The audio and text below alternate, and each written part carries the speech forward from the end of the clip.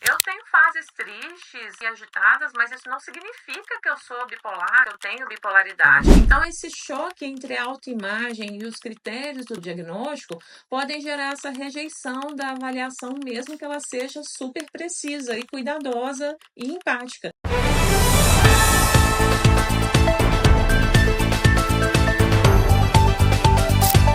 E agora, psicóloga? Socorro! Olá, Priscila. Uma situação bastante comum no consultório é quando o paciente nos procura com uma bipolaridade que já se arrasta há anos. Então, sintomas crônicos sem solução e ele vem para a última chance de tratamento. Após uma consulta detalhada de 2 horas de duração, é colhida a história clínica desse paciente, de forma longitudinal, partindo pelo histórico familiar, infância, adolescência e vida adulta. E ao longo desse colher da história, se detectam períodos cíclicos de alteração de humor, energia, pensamento e impulsividade. Ciclos que se alternam para cima e para baixo ao longo de anos. E esse padrão se repete independente de gatilhos ambientais. Ao final da consulta, é dado o diagnóstico, transtorno bipolar, e formulado um plano terapêutico, remédio X ou Y.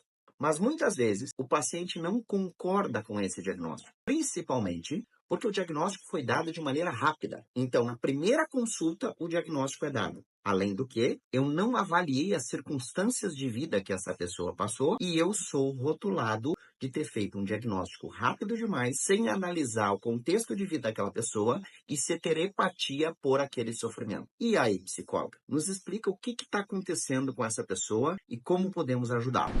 Infelizmente, alguns motivos que explicam por que isso acontece. Algumas pessoas ainda veem o diagnóstico como um rótulo, uma limitação, pensam que é o contexto ao longo da vida, têm dificuldades de perceber que o cérebro adoece e que existem sim sintomas da doença que podem estar por baixo de tudo aquilo que aconteceu, daqueles pensamentos, daqueles comportamentos, de como ela lidou com aquela situação. Então, a ideia de que também passei por tantos profissionais que não me deram um diagnóstico, que me acompanharam por tantos anos, e como que esse profissional pode ser tão rápido? A pessoa esquece que ela está realmente diante de um especialista que, na verdade, tem mesmo a obrigação de identificar isso de uma forma mais rápida que os outros pelos quais ela passou. Então, a pessoa esquece que, por muitos anos, a maioria das consultas ali também eram de 10, 15 minutos, 20 minutos, e que realmente, em consultas com um tempo tão curto, realmente fica difícil da pessoa fazer um diagnóstico correto. E, infelizmente, a maioria desses profissionais, eles acabam tratando ali os sintomas mais aparentes da doença e não necessariamente o que está na base ali do problema. Então, acaba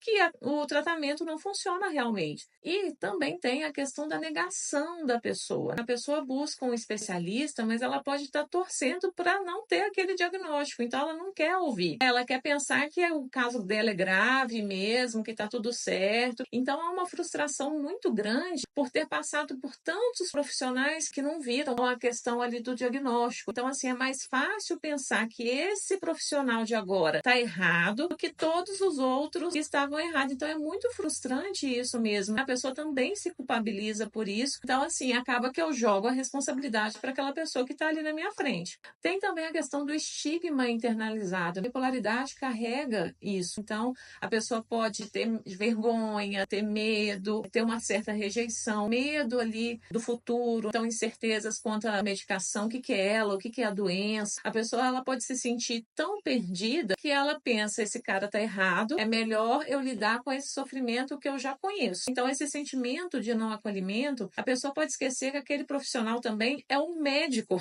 e não necessariamente o psicólogo, que geralmente vai olhar esses aspectos mais emocionais da história relatada. Portanto, o paciente ele pode estar muito vulnerável realmente e ele desejar mais a validação emocional daquele profissional do que realmente o tratamento em si. Então, a incongruência também em relação ao diagnóstico e à autoimagem, muitas pessoas elas não se reconhecem nesse diagnóstico. Então, eu não sou instável, eu só reajo assim de uma forma mais exacerbada a situações difíceis. Eu tenho fases tristes e agitadas, mas isso não significa que eu sou bipolar, que eu tenho bipolaridade. Então, esse choque entre a autoimagem e os critérios do diagnóstico podem gerar essa rejeição da avaliação, mesmo que ela seja super precisa e cuidadosa e empática. Afinal, se a gente for parar para pensar, a questão é da pessoa deveria se sentir acolhida, da pessoa estar explicando que, olha, isso não é você, isso são sintomas da doença influenciando o seu pensamento, seu comportamento, a forma com a qual você lida com os problemas ou já lidou. Então, isso tem correlação, tem maior acolhimento do que esse, e o próprio histórico das experiências negativas, fazendo com que o paciente também não se sinta acolhido. Então, muitos pacientes já passaram, por exemplo, por outros diagnósticos errôneos, tem familiares que têm o diagnóstico e que eles acabam não se identificando com eles, podem ter